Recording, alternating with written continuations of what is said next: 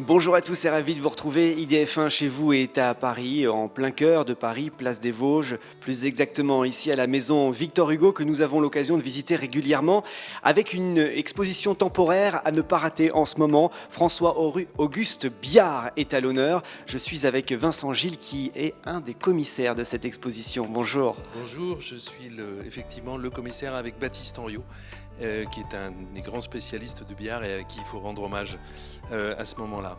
Donc on est avec un peintre qu'effectivement, François-Auguste Biard, ça n'évoque pas grand-chose, c'est Pas un très nom connu. un peu inconnu. On est devant des autoportraits, donc au moins on pourra mettre maintenant un visage sur ce nom. Et celui-ci dessiné, qui est un autoportrait un peu halluciné, où Biard se représente les yeux absolument exorbités. Voilà, ce qui indique que c'est un homme qui est capable d'un regard un peu de dérision sur lui-même, qui se prend au sérieux sans trop se prendre au sérieux, et qui va traverser le siècle de manière un peu à part. On a dit que c'était un caractère à part et donc un homme à part. Il ne se plie pas aux écoles, il ne se plie pas au courant. Il n'a jamais été impressionniste, il n'est pas réaliste, il est romantique dans l'âme, mais parce que c'est sa génération. Et donc il va traverser ce siècle en autodidacte. En fait, c'est quelqu'un qui a très peu fait d'études, qui est lyonnais, mais qui n'a pas beaucoup fréquenté l'école des Beaux-Arts de Lyon, et qui va se lancer dans la peinture avec une curiosité. En fait, je pense que s'il y a quelque chose qui caractérise Biard, c'est un homme curieux. Il est curieux de son temps, il est curieux de la nature, il est curieux des éléments, il est curieux des gens qui habitent cette nature, qu'ils habitent le village d'à côté ou qu'ils habitent à l'autre bout de la terre. Et d'une certaine manière, ce qu'il caractérise, c'est cette curiosité et cette attention et ce sens de l'observation des éléments et des gens. Et c'est ce qui va faire la diversité et la qualité de son œuvre. Et pour bien comprendre, le point commun avec Victor Hugo. Alors, c'est un charmant point commun. Biard a été marié à une jeune femme qui s'appelait Léonie, qui est une personnalité qu'il a accompagnée au Spitzberg, qui est une femme tout à fait remarquable. Ils se sont séparés au début des années 1840 et Léonie a eu ensuite une longue aventure et une passionnée aventure avec Victor Hugo, ce qui explique la présence de Biard ici. Mais Elle ne sera pas choisie pour son exil, par exemple. Elle ne suivra pas Victor Hugo en exil, mais Victor Hugo continuera à s'intéresser à elle et à faire attention à elle. Elle va mener une carrière d'écrivain, en fait, dans les années 1850 et 1860. Mais ça a été une personnalité tout à fait importante pour Biard, je pense, parce qu'elle l'a beaucoup soutenu et elle l'a poussé à aller au Spitzberg. Et pour Victor Hugo, parce que ça a été un des grands amours de Victor Hugo. François-Auguste Biard à l'honneur ici à la maison Victor Hugo à Paris. On se retrouve tout à l'heure pour la suite d'IDF1 chez vous.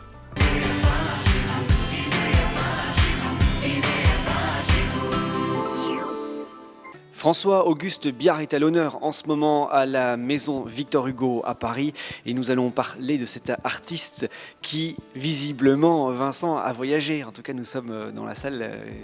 Nous partons dans le Grand Nord. Il adorait voyager et il aurait souhaité, je pense, passer sa vie à voyager. L'occasion se présente notamment en 1839 par l'intermédiaire de Léonie, qui en fait manigance la chose. On vient la voir et on lui dit: est-ce que vous pourriez arranger, est-ce que vous pensez que votre mari accepterait de participer à une expédition dans ce qu'on appelait alors l'océan glacial, qui est cette mer qui est au nord de la Norvège? Et Léonie dit: oui, je pense que mon mari sera d'accord, mais je pose une condition, c'est que je dois moi aussi y participer. Et donc la chose va se faire, et donc Léonie et Biard vont monter, parce que ça pose quand même un problème.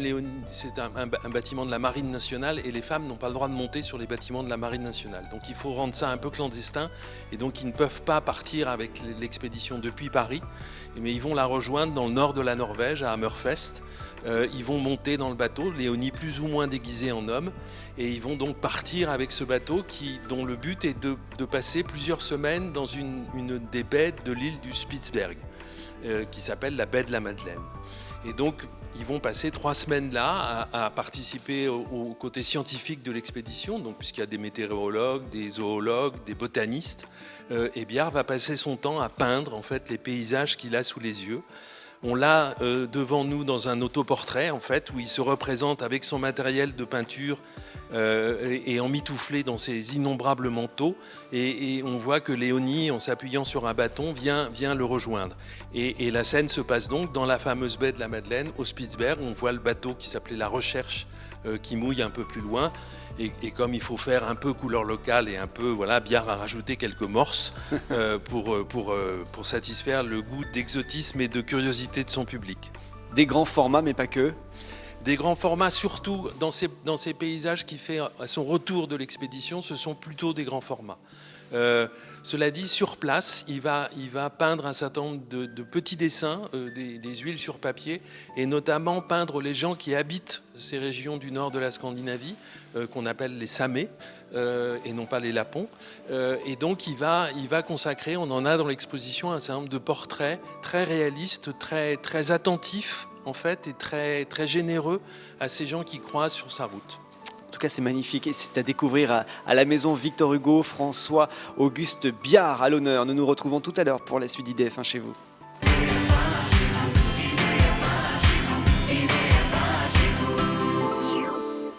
Nous sommes toujours avec Vincent Gilles, un des commissaires de cette exposition consacrée à François-Auguste Biard. Et nous voyageons aussi dans cette exposition grâce à lui et grâce à ses œuvres. On est toujours au Spitzberg, si je puis dire, dans toujours la baie de la Madeleine, que Biard peint ici sous un autre angle. Et il y ajoute quelque chose qu'il n'a pas vu au Spitzberg, parce qu'ils ont passé les mois d'été en fait, au Spitzberg, et on ne peut pas aller voir, qui est une aurore boréale. En revanche, il en a vu quand il est redescendu à travers la Laponie. Et donc il ajoute à ce paysage cet effet d'aurore boréale. Ce qui explique que c'était, je pense, la première fois qu'on voyait dans une peinture à Paris et en Europe une aurore boréale. Donc ça explique l'étonnement et d'une certaine manière l'incrédulité du public qui a vu cette œuvre en se disant mais on ne sait pas ce que ça représente, on n'a pas d'équivalent, on n'a jamais vu ça. Et est-ce que vraiment c'est comme ça? Donc ces peintures qui nous semblent à nous très séduisantes parce que c'est des paysages d'une certaine manière qu'on a vus, et si on n'a pas vu d'aurore boréale en vrai, on en a au moins vu à la télévision ou au cinéma. Pour le public de l'époque, c'était vraiment quelque chose de totalement inconnu. Donc ça explique pourquoi ces tableaux ont suscité quelques réserves, et en fait quand on lit les critiques, on s'aperçoit que la majorité d'entre eux ont trouvé ces paysages absolument effrayants.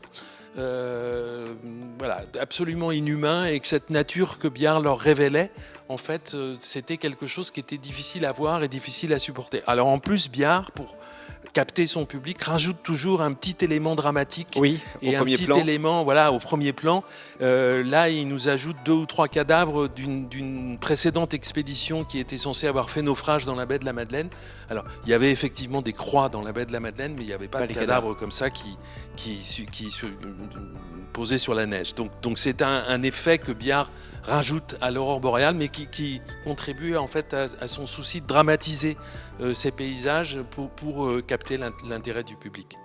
À découvrir à la maison Victor Hugo. Suite de la visite avec vous, ce sera tout à l'heure pour IDF1 chez vous.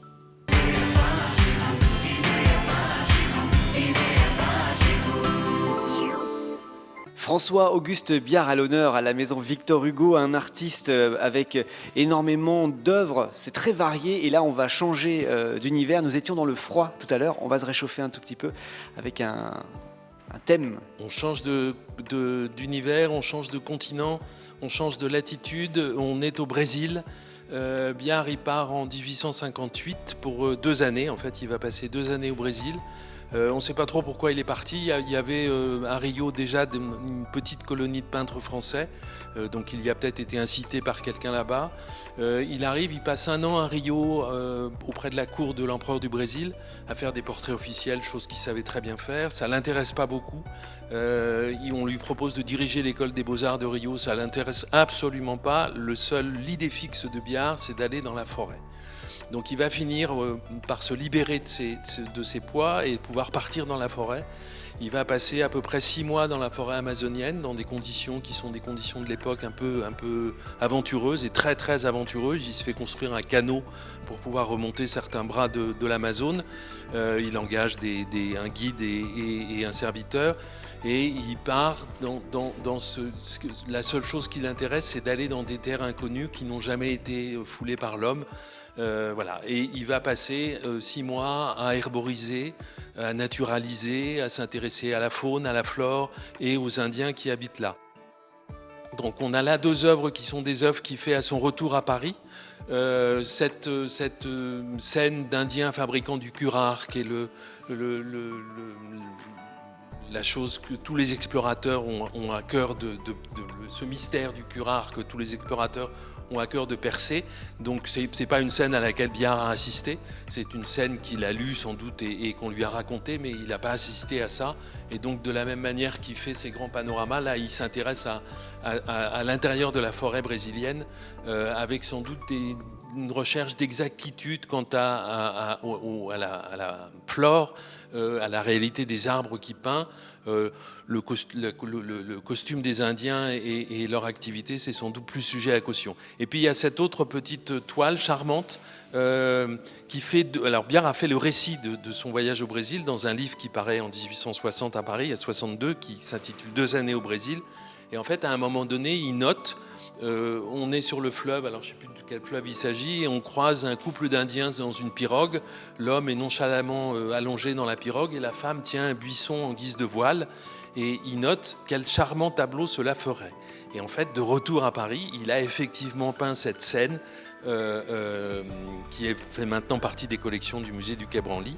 Et je pense que la fameuse scène du baiser esquimau dans les glaces, sera, parce qu'il l'a peint beaucoup plus tard, sera un pendant en fait à ce couple d'Indiens sur l'Amazone. Une très belle collection à découvrir en ce moment pour une exposition temporaire et ça se passe à la maison Victor Hugo. Nous nous retrouvons tout à l'heure pour la suite de la visite.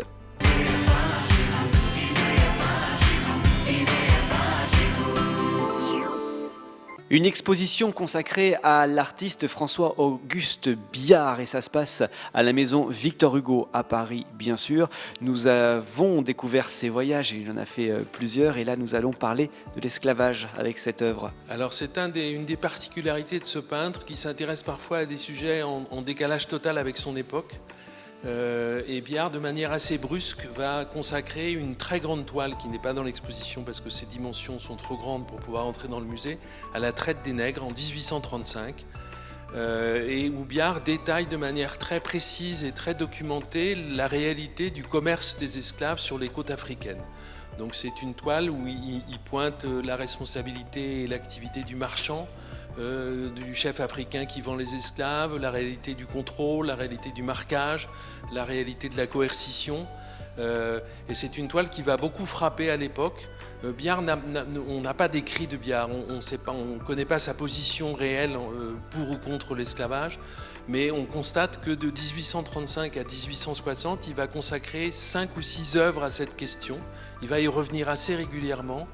Et on sait que ces œuvres qui vont être immédiatement traduites par la gravure et assez largement diffusées vont contribuer en fait à la cause des abolitionnistes en révélant au public la réalité de ce qu'est le commerce des esclaves.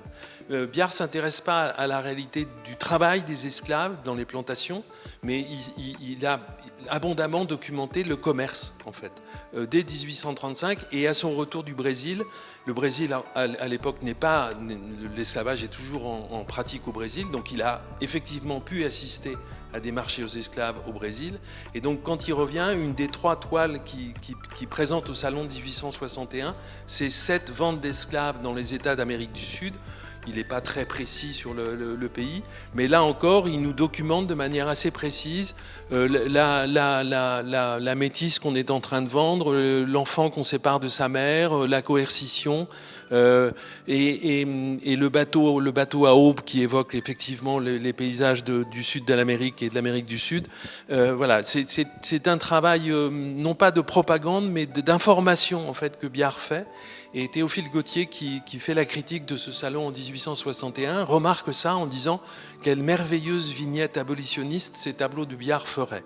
Donc c'est sa contribution en fait à la cause de l'abolition de l'esclavage en Europe et plus tard dans le monde entier. Un tableau à voir bien sûr en ce moment à la maison Victor Hugo à Paris. Nous continuons la visite, on se retrouve tout à l'heure.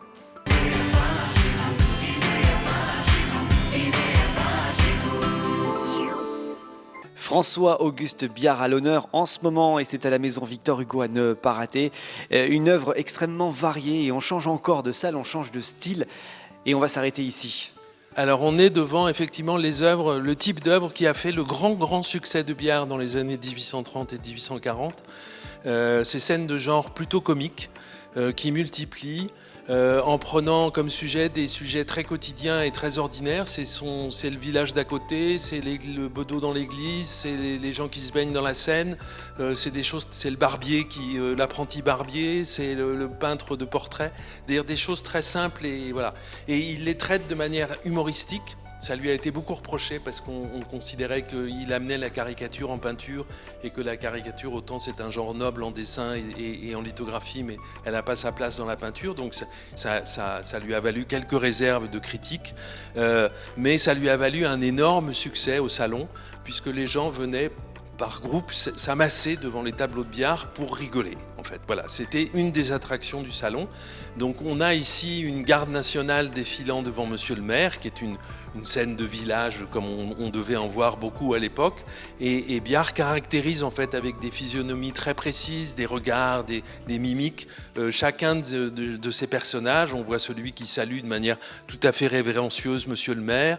Monsieur le maire qui est bien dans sa position et bien sur sa petite marche au-dessus de la mêlée. Et puis au premier plan, cette petite fille qui visiblement marche la main dans la main de son père en essayant de marcher au pas comme lui. Voilà. Et c'est des toiles qui suscitaient l'engouement du public parce que les gens se reconnaissaient. Il y a un critique qui cite, il est dit, quand je suis venu voir cette œuvre au salon, à côté de moi il y avait des gens sur Marne, mettons, et il disait, regarde, là c'est un tel, tu reconnais, c'est Monsieur le maire, etc. Donc ça avait un effet miroir en fait qui plaisait. Et ça a valu effectivement une grande partie du succès et de la renommée de Biard qui en fait à son époque, dans ces années-là, était beaucoup plus connu pour ces peintures-là que pour ses peintures de voyage. À découvrir donc pour l'instant jusqu'au mois de mars avec peut-être une prolongation, on verra bien. Merci infiniment de nous avoir reçus. Vous. On va continuer la visite demain si vous êtes d'accord parce que la maison Victor Hugo évolue. Il y a eu de beaux travaux. On va aller voir comment ça se passe pour demain si vous êtes d'accord. On est tout à fait d'accord. À très bientôt et à demain.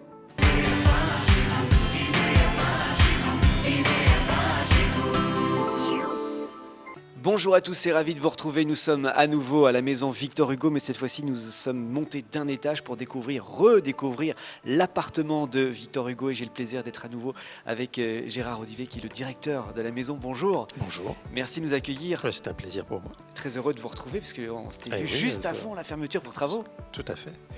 18 mois à peu près. 18 mois, oui, c'est-à-dire qu'il n'y a pas eu que des travaux. Non. Il y a un peu de confinement, des choses comme ça qui sont arrivées entre-temps. L'appartement avait besoin L'appartement, pas tellement. En fait, ces travaux sont très périphériques. Oui. Il paraît très anecdotique, c'est qu'on squattait des bureaux sur l'immeuble mitoyen du 8 Place des Vosges.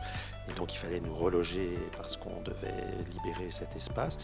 Et on savait comment sont les musées. On est toujours passionnés, hyperactifs, oui. Donc on ne finit toujours pas en faire plus qu'il était prévu au départ.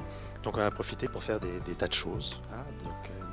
Notamment, en fait, il faut savoir que ce musée, à l'origine, partageait cet immeuble, l'hôtel de Rohan-Guéméné, avec une école primaire qui était l'école Guéméné. Donc l'entrée était à la base Guéméné. Et qui est désaffectée depuis des années. Donc l'idée était de récupérer certains de ces espaces désaffectés, notamment la cour pour qu'elle devienne un jardin pour nos visiteurs, des réserves et les anciennes toilettes des élèves, rez-de-chaussée pour que ça devienne un café, voilà. Et puis une pièce qui va devenir un atelier pédagogique ou une salle polyvalente, et puis reloger nos bureaux, voilà, ravaler la cour, c'est très joli, tout ça pour le confort et le plaisir du visiteur, parce que c'est important. Et puis on a profité pour greffer là-dessus un peu de médiation numérique, une biographie illustrée de Victor Hugo qu'on peut consulter en entrant au musée, une visite vue à 360 degrés de Haute-Villahausse à Guernesey, qui est l'autre moitié du musée, et puis des nouvelles applis pour le téléphone portable, là où on a l'audio guide de nouvelle génération. Alors, un audio guide de nouvelle génération, je vous explique ce que c'est-à-dire qu'au lieu de le louer à l'entrée du musée, on pouvait le télécharger gratuitement chez vous, et en plus vous en avez plus, parce que vous avez non seulement la visite de l'appartement en plusieurs langues pour les adultes, pour les enfants, mais vous avez aussi des parcours hors les murs, et notamment un parcours sur les funérailles de Victor Hugo, donc vous pouvez vous amuser. C'est très drôle, mais en tout cas, à faire de l'Arc de Triomphe jusqu'au Panthéon avec des photos sur votre portail du cortège, refaire le chemin du cortège de l'enterrement des obsèques de Victor Hugo. Et ça, c'est parce qu'on va faire une exposition au Panthéon avec le Centre des Monuments Nationaux sur la panthéonisation de Victor Hugo. Il y a énormément de nouveautés. C'est pour ça qu'on va rester toute la journée, si vous êtes d'accord. Avec plaisir. On se retrouve tout à l'heure. À tout à l'heure pour la suite d'IDF1 chez vous.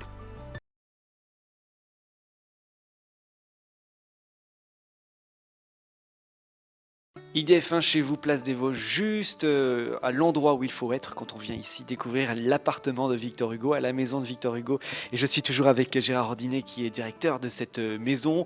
Nous avons parlé des travaux qui ont eu lieu il y a quelques temps de cela, ça vient de rouvrir. Vous en avez profité aussi pour ajouter des petites nouveautés dans le parcours de visite, comme ici dans l'appartement. Toujours en faire un peu plus et donner plus à voir à nos visiteurs.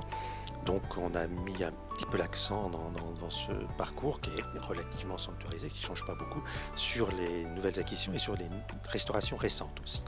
C'est le cas de ce petit tableau, C'est le cas de ce petit tableau. Alors on ne va pas poser de colle à vos auditeurs en demandant qui a lu Buc-Jargal, parce que je crois qu'il n'y en a pas beaucoup qui vont lever le doigt.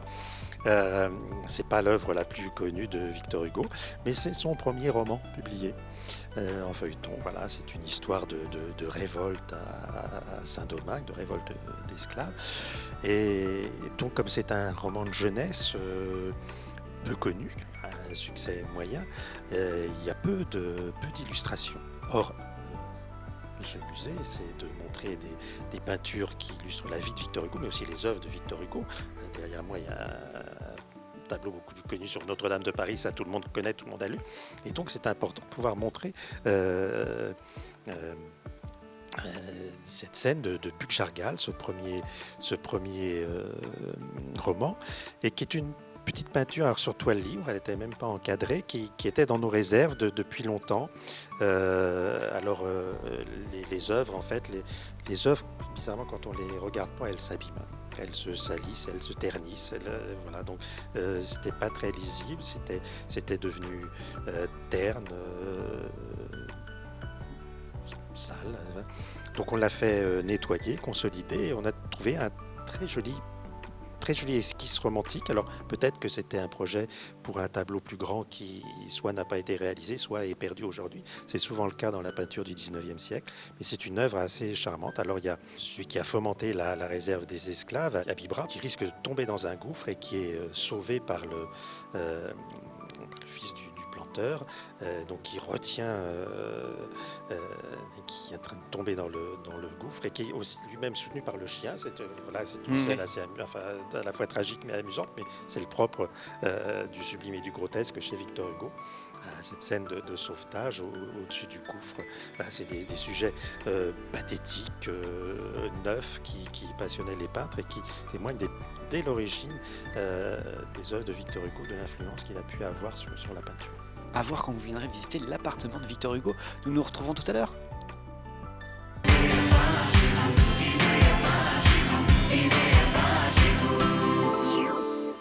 La maison de Victor Hugo qui vous ouvre ses portes, évidemment, avec plus d'espace qu'habituellement. Ça y est, les travaux sont finis ou presque finis, on les entend encore un peu. C'est-à-dire qu'on profite de ce second confinement du coup pour terminer. Faire des petites choses en plus, voilà, et puis terminer ce qui est un petit peu en retard aussi. Là, nous sommes donc à l'extérieur, ça n'existait pas avant, enfin ça existait mais on n'avait pas accès, avec une fontaine que vous avez installée. Très jolie fontaine. C'est la cour de l'école qu'on a transformée en jardin, et cette fontaine qui en quelque sorte revient à la maison, puisque selon la tradition familiale, c'est Charles Hugo, c'est François-Victor Hugo qui nous le disent, cette fontaine se trouvait dans les jardins de l'hôtel de Rohan-Guéménée, c'est-à-dire ici, place des Vosges, à l'époque place Royale, où habitait Victor Hugo. Et Victor Hugo a, on ne sait pas comment, acheté ce vase en terre cuite qui servait de fontaine, l'a conservé, et quand il a acheté Hauteville House, il l'a fait transporter à Hauteville, il l'a installé dans le jardin d'Hauteville avec une fontaine. Là, et il a fait graver des inscriptions en latin qui disent où est l'appel à l'espoir. C'était une formule symbolique pour dire que ce jardin d'Hauteville et puis qu'Hauteville House devenait un lieu de vie et d'espoir et de paix où il pouvait travailler et attendre de pouvoir revenir en France. Et visiblement, il a investi cette fontaine de manière symbolique parce que avec la cheminée de la salle à manger, c'est le seul objet qu'il dessine aussi. On connaît un dessin de cette fontaine, donc c'est très important. Il l'évoque aussi dans un poème qui s'appelle La Rose de l'Infante, un poème de la légende des siècles, qui évoque en filigrane la noyade de Léopoldine, donc, en tout cas la mort d'une jeune fille, parce que le poème est lu en relation avec Léopoldine. Donc c'est sans doute un objet qui était très symbolique pour lui.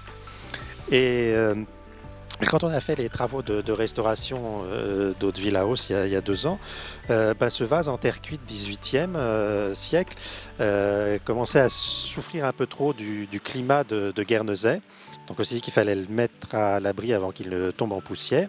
Et donc on a fait faire une copie en résine avec une patine terre cuite. Et puis on s'est dit, puisqu'on va avoir des travaux d'aménagement à Paris, puisqu'on va avoir un jardin à Paris, on va faire un 2e exemplaire, une 2e copie qu'on a installée comme fontaine, ce qui fait que la fontaine, alors, donc du coup l'original est à l'abri en réserve, on le conserve pour l'avenir, et puis on a ces copies qui sont tout à fait illusionnistes et qu'on a pu restituer une fontaine, ce qui fait que cette fontaine au serpent revient place des Vosges, dans son lieu d'origine en quelque sorte, et va avec un petit bruit d'eau. Alors là on n'a pas encore mis l'eau puisqu'on n'est pas ouvert au public, mais ça va charmer les après-midi des visiteurs qui pourront en plus utiliser le café et voilà, en buvant un thé et mangeant un gâteau, profiter du bruit de la fontaine au serpent. Ça c'est génial. Merci infiniment pour la visite et on reviendra. Merci à vous, j'espère. Et à très bientôt. À bientôt. Merci.